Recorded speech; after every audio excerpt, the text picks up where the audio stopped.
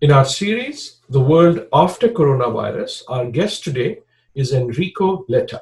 Enrico is the former Prime Minister of Italy and now the Dean of the Paris School of International Affairs. And we're going to ask him what he thinks the future of the European Union, the EU, might look like in a post-COVID world. All the European history was reshaped through crisis. So I think this crisis will change a lot the European Union in one direction or in another one.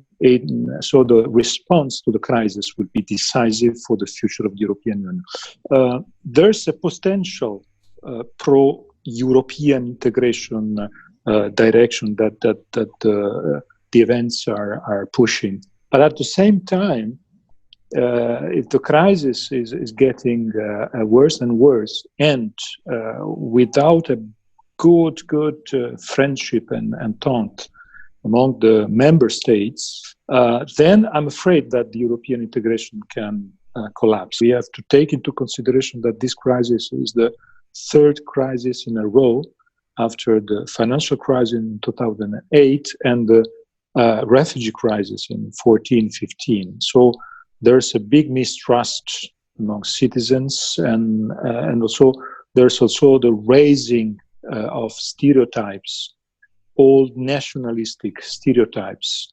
This is why I think today is the crucial moment, and the European Union will be completely different tomorrow after the crisis.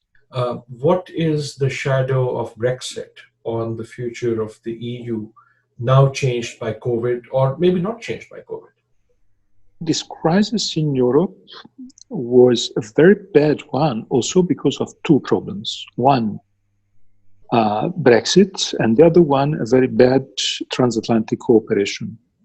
So the two traditional allies of the European continental countries, the UK and the US, were in another place, I have to say.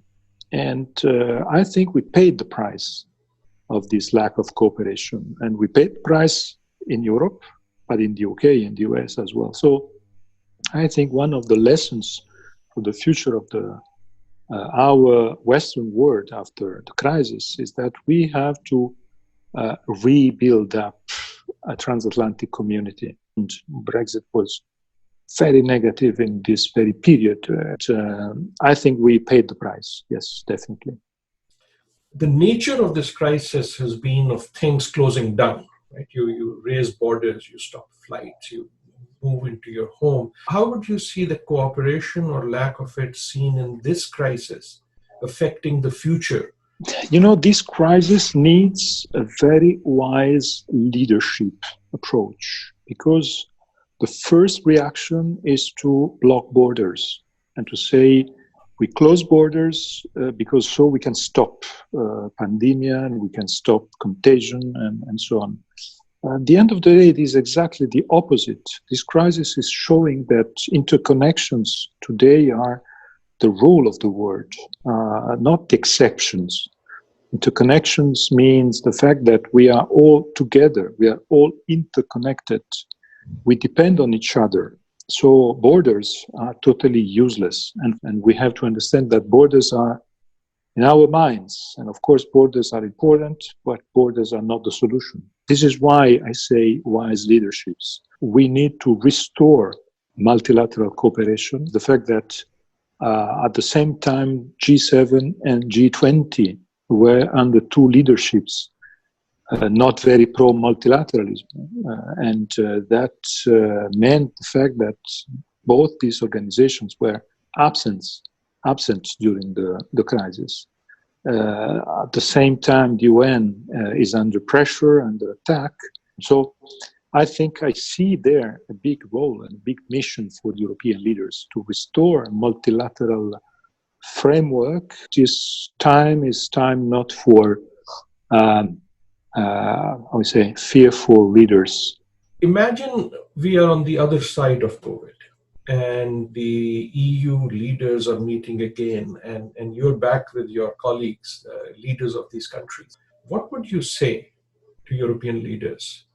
I hope the day after the reopenness, they're able to understand that cooperation is essential, and no one will be safe alone. It is essential also to relaunch our economies. It will be impossible to have a relaunch only for Germany and not for Spain, or only for Netherlands and not for Portugal. And at the same time, we can be very, very tough in reacting to challenges to the rule of law. I think we have to move towards a new world at the European level in which we need to have a European vote.